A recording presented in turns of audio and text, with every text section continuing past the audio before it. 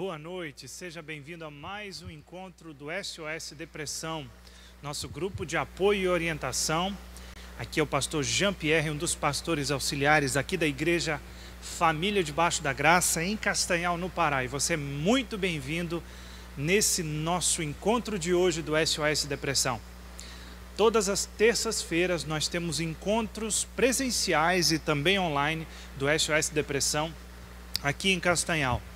Os encontros, eles buscam toda terça-feira trazer um tema relacionado à depressão, ansiedade, automutilação, suicídio, enfim, temas emocionais, aliando Bíblia e conhecimento psicológico também. Então nós sempre procuramos fazer boas pesquisas na psicologia, aliando sempre com a palavra de Deus, porque nós acreditamos que o Deus que nos criou, Ele tem as respostas para curar nosso coração. Então toda terça-feira você tem um encontro marcado. E o melhor de tudo é que todos os vídeos do SOS Depressão estão aqui nesse canal FDG Castanhal e você pode acessar a qualquer momento, compartilhar com aquele seu amigo, com aquele seu familiar que precisa e abençoar a vida de alguém que talvez esteja passando por uma condição. Ou às vezes você mesmo está passando por isso e você pode encontrar uma palavra que vai fazer você refletir, se levantar, estender as mãos e receber o socorro dos céus sobre a sua vida. Hoje à noite nós vamos tratar de um tema muito especial, um tema que nós já ministramos algumas vezes presencialmente no SOS Depressão, mas hoje nós queremos compartilhar com você também online. Nós vamos falar um pouquinho sobre a armadilha da comparação, né? Todos nós, desde a nossa infância, os nossos primeiros momentos como criancinha, né? Lá 2 anos, 1 ano, a gente já se compara, sempre se comparou. E conforme a gente vai crescendo, infelizmente, a gente acaba se comparando ainda mais. A comparação em si, ela não é ruim. O próprio dicionário define como a comparação como confronto de uma coisa com outra, para determinar a diferença, semelhança ou relação. Nós nos comparamos em primeiro lugar para tentar determinar diferença, semelhança, relação, né? O menino se compara com a menina quando ele é pequenininho, sabe que existem diferenças físicas e ele se compara. Ele vê que o cabelo dele é de uma cor, o corpo dele é de outra maneira, ele é um pouco mais alto, um pouco mais baixo, um pouco mais gordinho, um pouco mais magrinho. Ele faz essa comparação, isso é totalmente natural. O dicionário ainda define comparação como ter em conta de igual, pessoas ou coisas, igualar-se ou pôr em confronto. A comparação, ela faz com que nós coloquemos em confronto as nossas características com a característica de outra pessoa, as características de um objeto, de um produto com outro produto. Então, de certa maneira, a comparação ela não é ruim, ela faz parte da vida do ser humano e sempre existiu e sempre vai existir. Os próprios discípulos de Jesus se compararam. Nós encontramos nas entrelinhas da Bíblia uma comparação entre João e Pedro, e isso fica muito claro. Outros discípulos se compararam para ver quem poderia estar perto de Jesus, quem poderia se assentar à sua direita. A mãe de alguns discípulos também tentou intervir na situação. Então nós nos comparamos e isso sempre vai existir. Agora, por que nós nos comparamos? Nós procuramos examinar, avaliar, conhecer as diferenças e a relação entre coisas, pessoas e ideologias. Agora, a comparação em si ela não é má. Quando você se compara com outra pessoa buscando inspiração, existe uma vantagem. Quando nós olhamos para a vida de alguém que tem características ou tem atitudes, chegou a lugares que nós gostaríamos de chegar e aquilo ali nos inspira, sem nos denegrir, sem nos deixar cabisbaixos, isso é totalmente saudável. Então, quando a comparação traz inspiração, através das qualidades, dos dons daquela pessoa, não existe problema nenhum, é totalmente saudável. E você deve se espelhar em outras pessoas, se inspirar em outras pessoas, para que a sua vida avance. É muito bom. Eu me inspiro em ensinadores, em psicólogos, em pastores, em professores, intérpretes. Todas as áreas que eu atuo, eu procuro me inspirar em alguém. Nós temos, por exemplo, aqui na Família Debaixo da Graça, nosso pastor nacional, o pastor Josué Gonçalves, que é uma inspiração para todos nós. Temos o nosso pastor aqui da igreja, o pastor Igor e a pastora Lília, esse casal maravilhoso, que são uma inspiração para todos nós que estamos aqui. A sua empolgação, a sua força, a sua fé, como a gente diz, a sua resiliência, né? São tão inspiradores. E a gente olha para a vida deles e a gente diz, oh, que legal, eu posso olhar para essas pessoas e buscar inspiração, sem me sentir mal. Isso é muito maravilhoso. Agora, o perigo da comparação está quando nós nos comparamos com o outro e acabamos nos diminuindo, nos desvalorizando, nos deprimindo, e nós acabamos achando que nós somos erros ou produtos defeituosos do Criador. Nós acabamos achando que Deus errou na nossa fabricação. E esse é um dos grandes erros que você não pode cometer. E se você cometeu nessa noite, essa mensagem é para você. E eu acredito que até o final dessa mensagem, o seu coração vai ser alcançado pela graça de Deus e você vai tomar um posicionamento sobre essa escravidão, essa armadilha da comparação. Nós temos uma falsa impressão quando nós nos comparamos com o outro e acabamos nos diminuindo, desvalorizando, deprimindo, achando que nós somos defeituosos na criação de Deus. Existe uma falsa impressão, a impressão de que o outro não sofre, o outro está vivendo o melhor dessa vida, o outro tem uma vida tão maravilhosa. E aquela famosa frase, a grama do vizinho sempre é mais verde. E eu costumo dizer que hoje a Instagrama do vizinho é mais verde, porque as pessoas continuam se comparando e achando que a vida de fulano, cicrano ou beltrano, ela é melhor do que a deles. Que ele não sofre, não passa esse tipo de situação que a pessoa está passando e que a vida dela é maravilhosa. Nós temos um salmo dos 150 salmos, Davi escreveu aí mais de 70 salmos, e um dos salmos foi escrito por Asaf, que era o líder do louvor de Israel, é o Salmo 73. E ele mostra a história de que Asaf era um homem fiel, era um homem que andava com Deus, era um homem sério, justo. E um dia ele se cansou disso, porque ele começou a olhar a vida de outras pessoas que não procuravam viver uma vida correta, e elas mesmo assim viviam tão bem, né?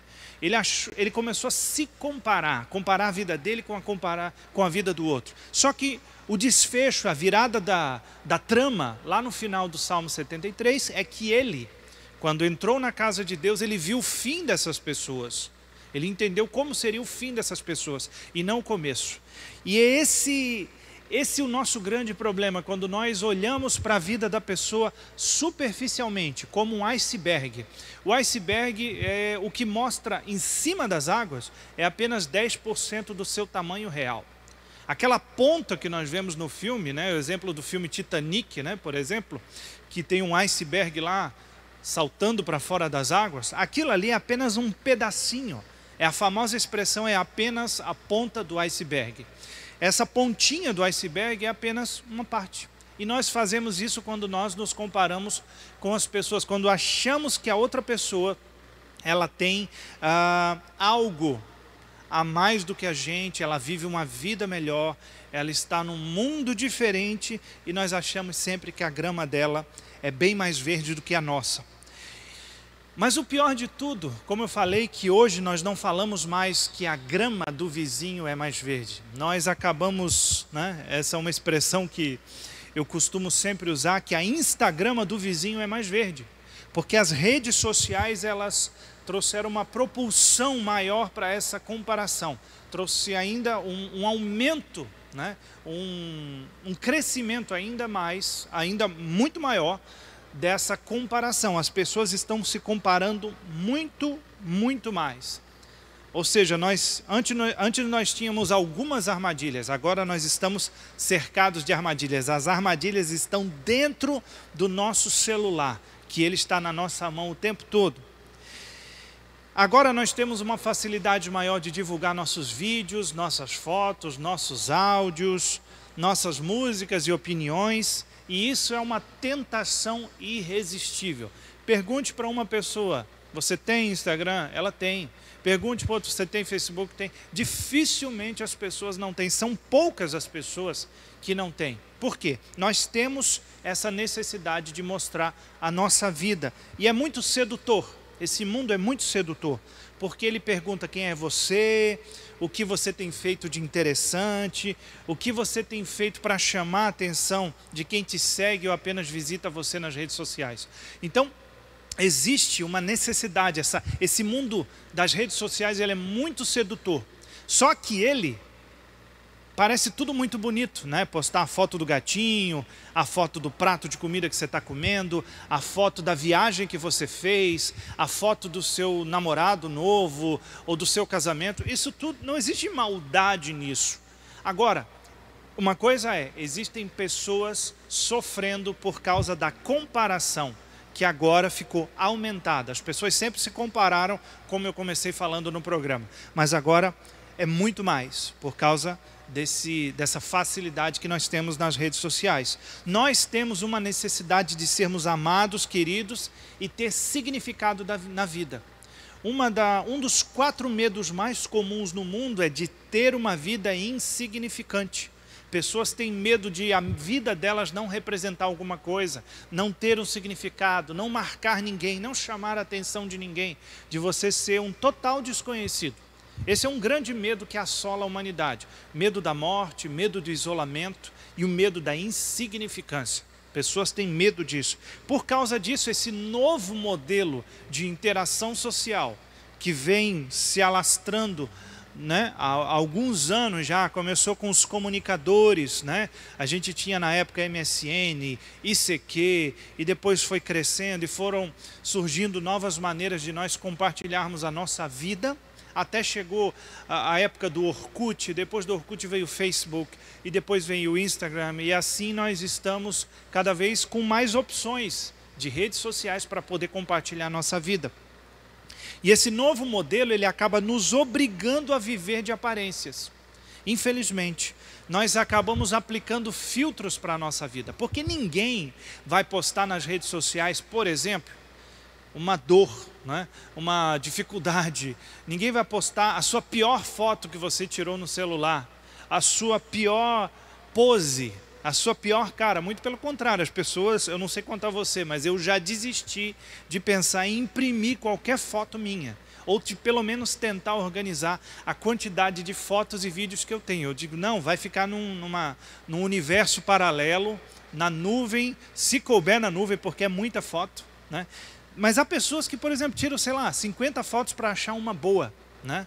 E isso é meio que uma obrigação hoje em dia. Nós temos que viver de aparência, aplicar filtro e nos apresentar para o público da maneira que eles querem nos ver.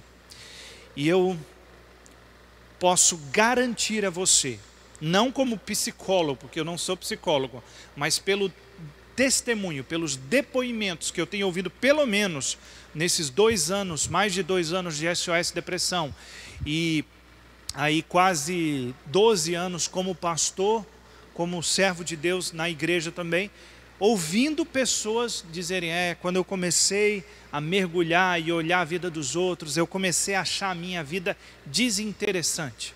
Eu comecei a achar que a minha vida não tinha o significado, a significância que eu esperava. Eu vi que a minha vida não era tão interessante como deveria.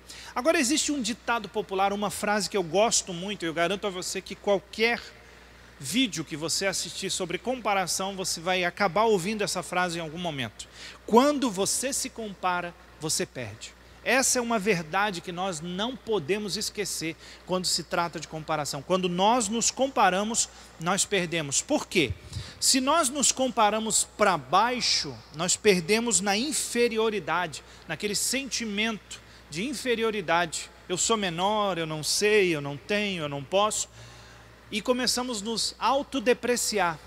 Começamos a colocar a nossa vida no balcão de desconto.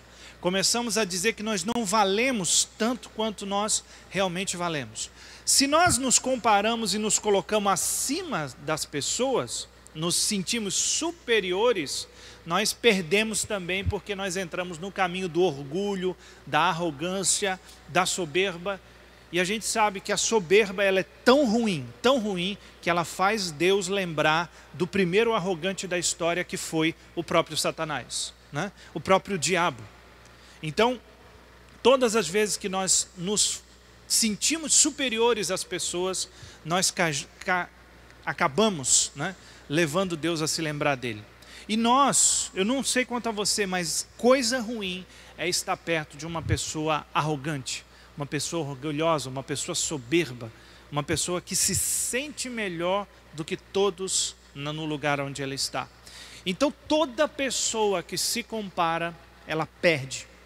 Se ela se compara para baixo, ela perde na inferioridade, na autodepreciação. Se ela se compara para cima, ela perde na arrogância, no orgulho, na soberba. E um cuidado que nós precisamos ter em relação à comparação, sabendo que a gente sempre vai perder quando a gente se compara de forma não saudável, muito para baixo ou muito para cima, é que nós não podemos comparar os nossos bastidores com o palco de alguém. E é isso que geralmente acontece. As redes sociais, por exemplo, promovem isso. As pessoas colocam suas melhores fotos, ou seja, as fotos de palco e não fotos de bastidores. A mulher vai colocar a foto dela bem produzida, não descabelada, né? O homem vai colocar a sua melhor pose e não a pior pose.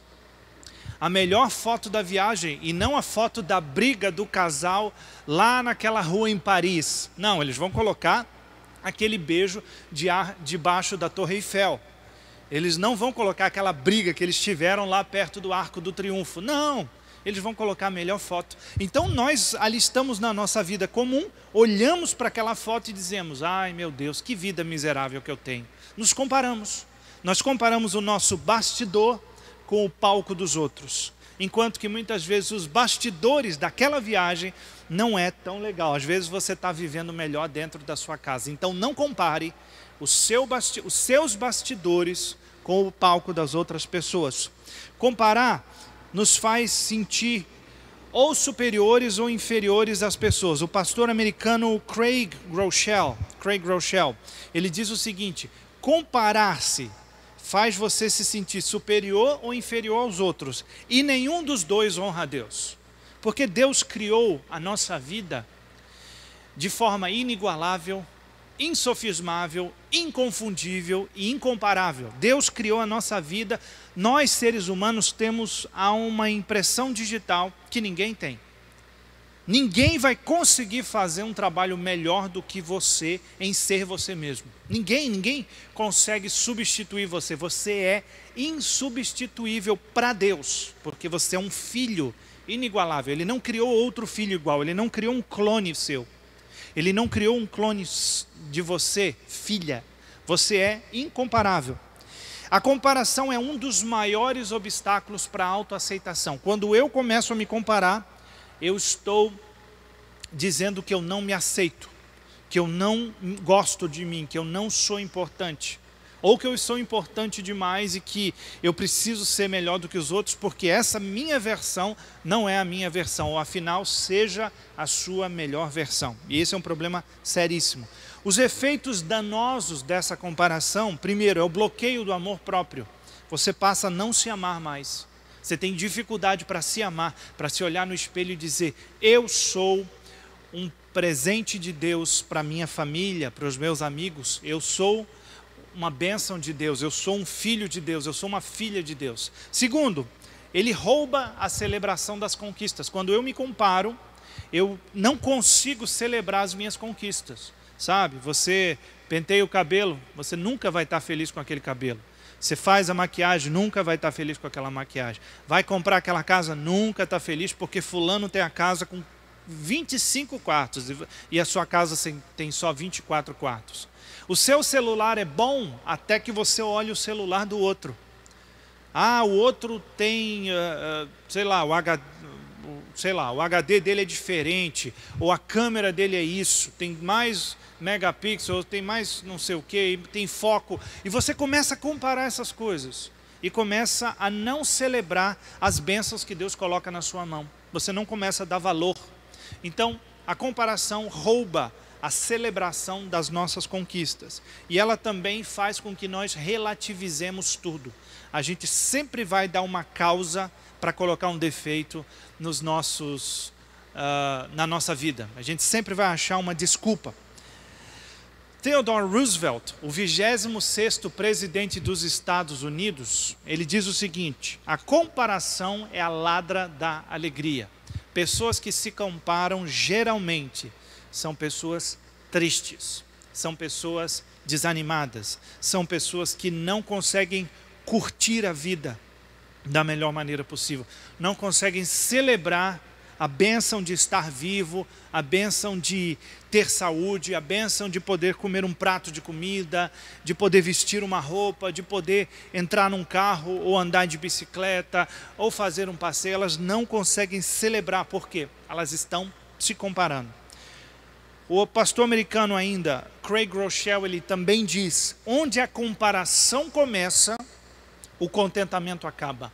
Onde a comparação começa, o contentamento acaba. Significa que, quando eu começo a me comparar, o meu contentamento vai embora. Quando eu começo a me comparar com outros, com a vida dos outros, quando eu começo a olhar o palco dos outros, em relação aos meus bastidores, o meu contentamento vai embora. E a gente sabe que não viver contente é muito ruim. Por que nós não devemos, então, nos comparar? Primeiro, nós somos únicos na nossa individualidade. Deus nos criou incomparáveis, insofismáveis, inigualáveis, inconfundíveis.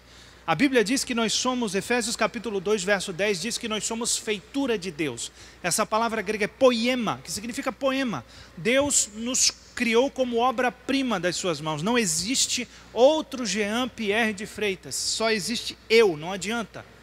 Pode existir um cara parecido, que fala igual, que entende. Não, mas só existe eu. Para Deus, eu sou único, inigualável, incomparável, insofismável, inconfundível. E você também. Não adianta você tentar se comparar com outra pessoa. Você é único, você é única. Deus que criou assim, e Ele te criou com toda a beleza que você tem. Nossas experiências de vida são e sempre serão diferentes da outra pessoa. Todo ser humano tem experiências diferentes. Quando eu me comparo com o outro, tento ser igual ao outro, eu nunca vou ser. Por quê? Ele tem e sempre terá experiências de vida diferentes da sua. Isso é algo que nós precisamos levar em conta. A comparação, ela pode virar inveja e gerar amargura no nosso coração. Nós não podemos nos comparar porque nós podemos cair no engano da inveja. E quando nós caímos no engano da inveja e não alcançamos aquilo que nós gostaríamos de ter igual ao vizinho, a gente acaba ficando amargurado. A comparação, ela sabota a nossa autoconsciência. Um dos pilares da inteligência emocional é a autoconsciência. Um dos mais importantes, eu estar consciente de quem eu sou como ser humano, como pessoa, como cidadão, como familiar, como pai, como esposo, enfim, eu saber quem eu sou. Que eu sou o ser humano com essas características, com esses entendimentos, com essas experiências. E quando eu me comparo, eu saboto, eu coloco uma armadilha na minha própria autoconsciência. Além disso, a comparação, ela gera autodepreciação. Eu diminuo o meu valor. E a autodepreciação vai gerar, por consequência, descontentamento. Eu não vou mais conseguir me contentar com o que eu tenho nunca, com quem eu sou nunca. Um desencorajamento, eu vou perder a coragem de encarar a vida, ou seja, vou ficar estagnado. Não vou conseguir ser resiliente, passar pelas lutas, dificuldades da vida, pelos embates que a vida oferece. E vou cobiçar. Esse é um problema seríssimo. Além disso, a comparação, ela arrebata o nosso bom senso e nos dá imprecisão de julgamentos. Quando nós nos comparamos, nós começamos a julgar sem precisão, porque a gente olha para o próximo e diz assim: não, fulano aqui tem uma bela vida, fulano aqui está bem, e eu estou sendo impreciso no meu julgamento, porque eu perdi o bom senso por causa da falta de julgamento. 2 Coríntios capítulo 10, verso 12 fala sobre isso, que quando aqueles que se comparam e cobiçam a vida do outro, eles não têm entendimento. E além disso, o mais importante, a comparação, ela tem a ver com uma rebeldia contra o mandamento, o 10º mandamento, que diz: não cobiçarás. Quando eu me comparo ao outro, me denigro ou me acho superior e quero ter a vida do outro, invejo, eu estou cobiçando. Eu não posso. Êxodo capítulo 20, verso 17 fala sobre isso. A Bíblia ainda conta a história em Lucas capítulo 18, verso 9 ao 14, do fariseu e do publicano. O fariseu se achava melhor porque ele não era igual ao publicano. E o publicano estava lá humilde na presença de Deus, pedindo misericórdia, orando e falando com Deus, batendo no seu peito, não ousava nem olhar para o altar, levantar os olhos, e o fariseu dizia que ele era melhor do que o publicano. Ele estava se comparando de forma superior, e o publicano não se sentia nem digno de entrar na presença. Os dois estavam se comparando, mas o publicano foi para casa perdoado, e o fariseu continuou com todo o seu orgulho, toda a sua arrogância. E a comparação, em último lugar, ela cria rivais desnecessários para nós. Quando nós nos comparamos, nós temos uma tendência de começar a colocar defeito na vida do outro também, porque a gente no fundo queria ser igual a ele e ser igual a ela. Então a gente cria rivais desnecessários. Agora eu queria dar para você a receita, os antídotos para você vencer essa armadilha, para você não cair na armadilha da comparação. Primeiro lugar, contente-se sem ser acomodado. Deus é justo em tudo que dá. Mateus capítulo 20, verso 15 diz assim: não tenho o direito de fazer o que quero com o meu dinheiro? Ou você está com inveja porque eu sou generoso? Nessa parábola, Deus, ele questiona, ele confronta o questionamento dos trabalhadores que chegaram mais cedo, que estavam reclamando porque os trabalhadores que chegaram mais tarde receberam o mesmo valor. Ele fez o acerto com aquele valor. Então Deus dá a cada um a medida certa. Quando Deus distribuiu talentos, lá na parábola dos talentos, ele diz: cada um conforme a sua capacidade. Nós não precisamos nos comparar, nós precisamos perguntar: Deus, qual é a medida que o Senhor tem para a minha vida? O que tu tens para a minha vida? E quando nós encontramos isso e ficamos satisfeitos com a boa, perfeita e agradável vontade de Deus para a nossa vida, nós ficamos contentes e a comparação vai embora. Ela não tem mais um efeito danoso na nossa vida. Segundo lugar, levante-se. Enquanto você olha a grama do vizinho que está verde, a sua grama morre seca. Enquanto nós passamos tempo sofrendo na nossa caixinha de ansiedade, nas redes sociais, olhando a vida do outro e dizendo: eu poderia estar fazendo isso, eu queria ter essa vida, eu queria fazer isso, eu queria fazer aquilo. Enquanto nós fazemos isso, nós perdemos a rica oportunidade de fazer coisas incríveis, de provar coisas maravilhosas, de nos alegrar com as coisas simples que Deus nos deu, mas Ele que nos deu. Então levante-se, não fique olhando a grama do vizinho, não perca tempo olhando a vida do outro, pois enquanto isso a sua grama vai morrendo. Terceiro, Deus é o nosso Criador e Ele não erra. Se Deus nos criou e Ele não erra, nós não somos de maneira alguma erros de Deus. Deus não erra e Ele nos criou. Então se Ele nos criou e Ele não erra, nós somos o acerto de Deus. Então você pode descansar que esse nariz que você tem foi Deus que criou. Essas orelhas que você tem foi Deus que criou. Esse cabelo que ficou por um tempo ou foi embora depois, foi Deus que criou. Você está na altura certa, tem a voz certa. Você pode melhorar, vai para a academia, melhora a saúde, né? Se quiser faz um implante, melhora a voz, vai na fonoaudióloga. Você pode fazer um monte de coisa para melhorar mais. Deus olha para você, se você fizer isso ou não, Deus olha para você e diz assim: você é meu filho querido, eu criei você do jeitinho que eu queria. Eu criei você, minha filha, do jeitinho que eu queria. Então, Deus não erra. E Ele criou você, então você é o acerto de Deus. Quarto lugar, seja feliz na medida em que Deus te deu. Você não precisa fazer tudo ou ser tudo. Deus criou você e Ele deu para você uma medida. Você não precisa olhar para a vida dos outros e dizer: eu preciso viajar o tanto que fulano viajou para ser feliz. Sabe de uma coisa? Tem coisas, você já teve aquela experiência de querer muito, muito uma coisa, e quando recebeu, não era tudo que você esperava, você achou que realmente aquele aparelho eletrônico te deixaria muito feliz, você enlouqueceu, enquanto não comprou, não sossegou. Quando comprou, sabe, um sentimento de vazio, porque coisas não nos satisfazem. Sabe o que nos satisfaz? Saber que nós somos amados por Deus, que estamos fazendo a vontade dEle e que Ele está cuidando de nós. E tudo que nós temos vem da sua poderosa mão. Além disso, antes de medir o próximo, meça você mesmo em comparação a Deus. Quando nós nos comparamos com o próximo, nós podemos ou nos sentirmos inferiores ou superiores. Agora, quando a gente se mede, né, em relação a Deus, a gente vai perceber que não existe ninguém que se compare a Ele. Aí a gente se coloca no nosso devido lugar, como criação de Deus, como filhos de Deus, e sabemos que Ele mesmo na sua grandeza, Ele nos ama e cuida de nós. Além disso, o verdadeiro amor não compara, mas se doa, reconhece e considera o próximo. A Bíblia diz em 1 Coríntios 13, 4, o amor é paciente, é benigno, não inveja, ou seja, não se compara, não se vangloria, não se compara, e não se ensoberbece, não se compara. O amor, ele é a base para a gente vencer a comparação.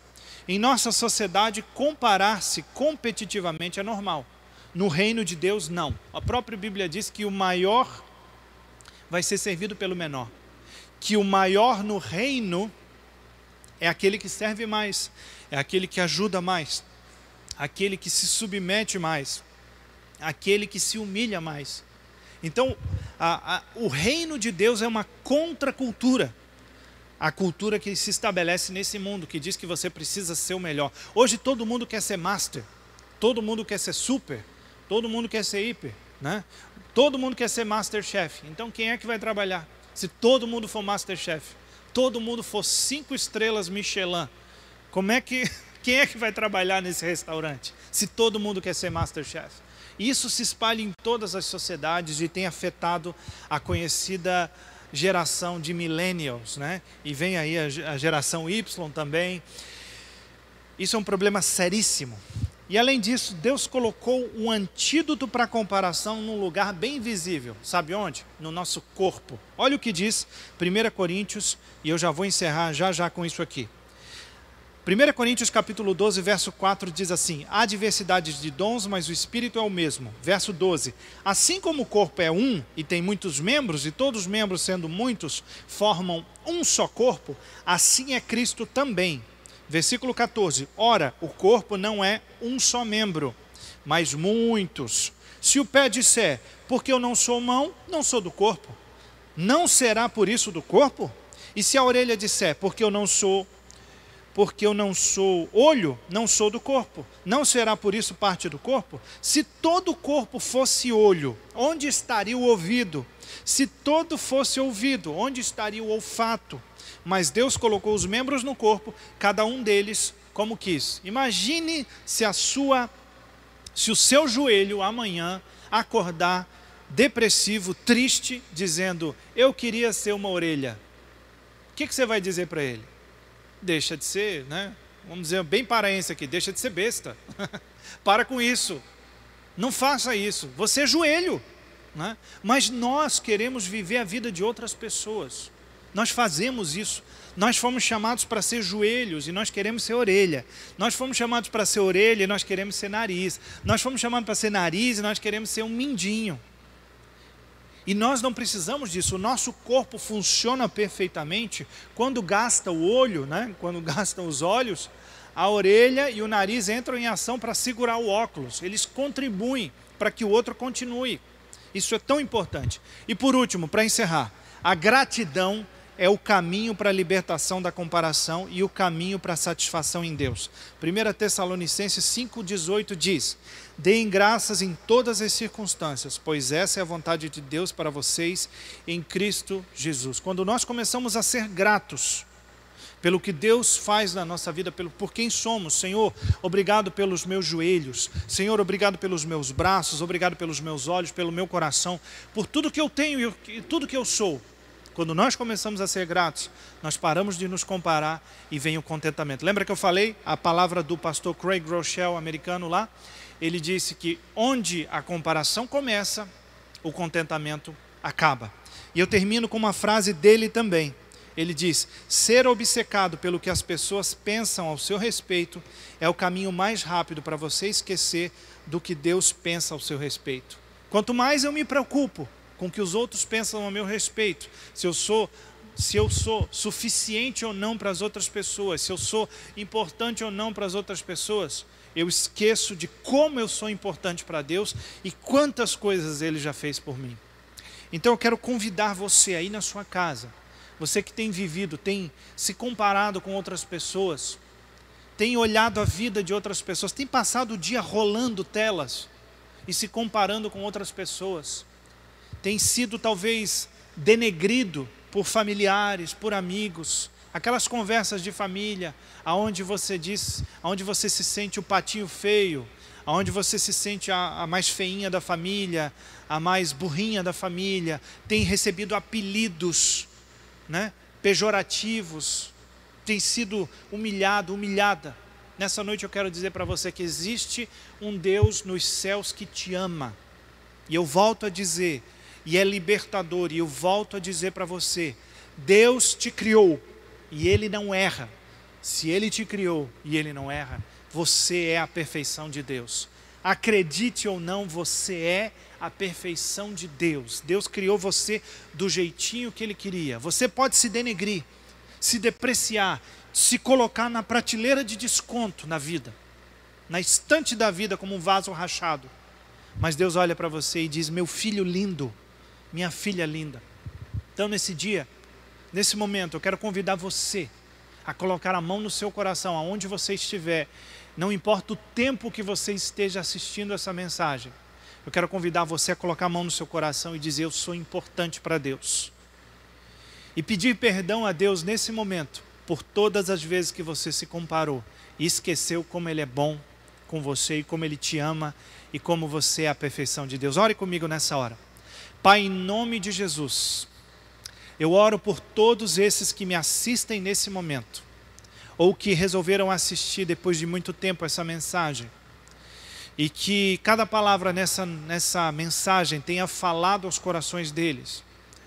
Eu oro por esse coração que tem se comparado há tanto tempo, tem se sentido tão mal, tem se depreciado, não tem se amado, não tem se sentido querido, desejado, sente como se fosse um erro, um defeito do Criador. Mas nessa noite essas correntes são quebradas pelas tuas poderosas mãos de amor, as mãos que foram furadas na cruz do Calvário, para nos mostrar que Deus prova o seu amor para conosco, sendo que Cristo morreu por nós quando nós ainda éramos pecadores. É isso que declara a tua palavra.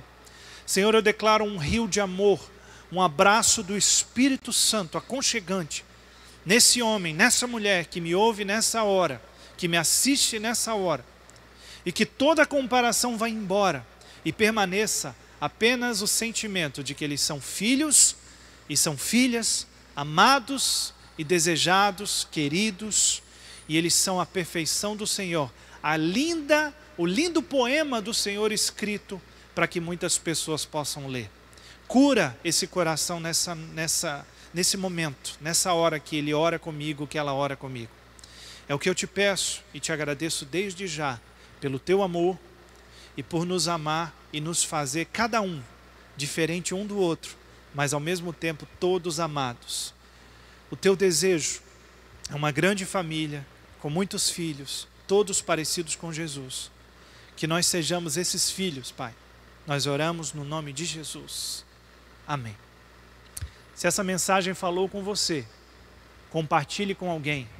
Não esqueça, se inscreva aqui no canal, ative as notificações e confira também os nossos cultos que estão sempre aqui no canal FDG Castanhal. Toda terça-feira nós estamos aqui no SOS Depressão. Obrigado por estar conosco nessa terça-feira. Que Deus te abençoe no nome de Jesus e até o próximo encontro. Amém.